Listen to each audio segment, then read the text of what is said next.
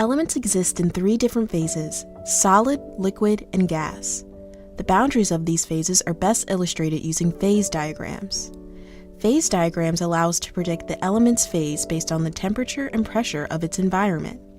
The dividing lines are indicative of physical processes such as melting and boiling. At the boundary, the element experiences a fusion of the phases. Imagine an ice cube melting or water boiling.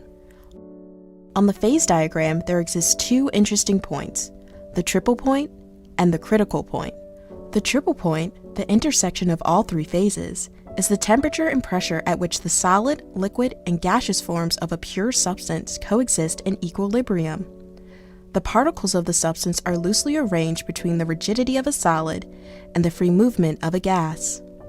The critical point is the end point of the phase equilibrium curve between liquid and gas. Beyond this point, they're indistinguishable and form a supercritical fluid, which is a substance that behaves like a gas but still dissolves substances like liquids can. Supercritical fluids are useful because they allow us to extract one substance from another. In many ways, a supercritical fluid's function can be similar to that of water, a liquid solvent. For example, to extract an object's salt coating, we can coat the object in water to dissolve the salt, then boil the water to leave the salt behind. This works because salt and water evaporate at different temperatures and pressures. In the case of supercritical fluids, we can dissolve a substance, then lower the pressure to turn the supercritical fluids into gas. This causes previously dissolved particles of the substance to fall down for easy collection. Compared to regular liquids, supercritical fluids have the advantage of flowing more easily. This lets them quickly spread dissolved substances to make space for more, meaning they dissolve things faster. Because gas-like supercritical fluids are unaffected by surface tension, they can also get to spots that regular fluids can't get to.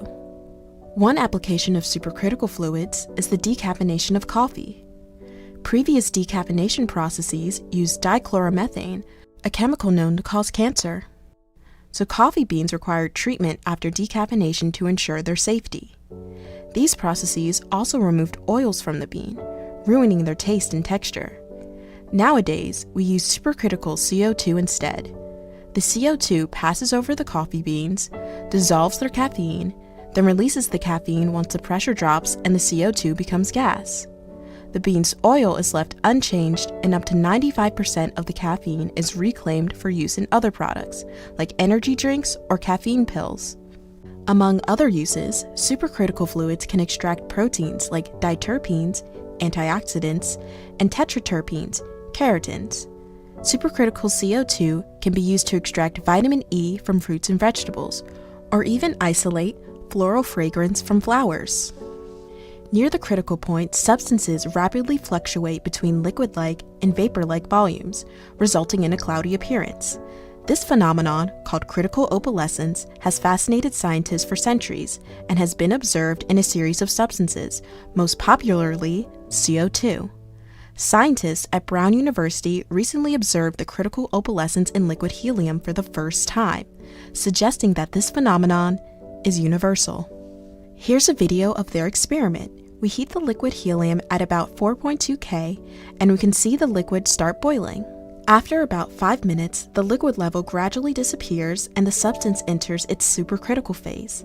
Then we stop heating the liquid when the temperature reaches 5.4 K.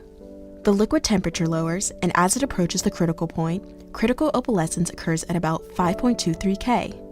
The fluid becomes cloudy because of the density fluctuation. As the temperature drops further, the liquid level reappears, indicating the phase separation between liquid and vapor. This video would make Albert Einstein very happy, since it helps prove the theory he proposed in his paper on the theory of opalescence.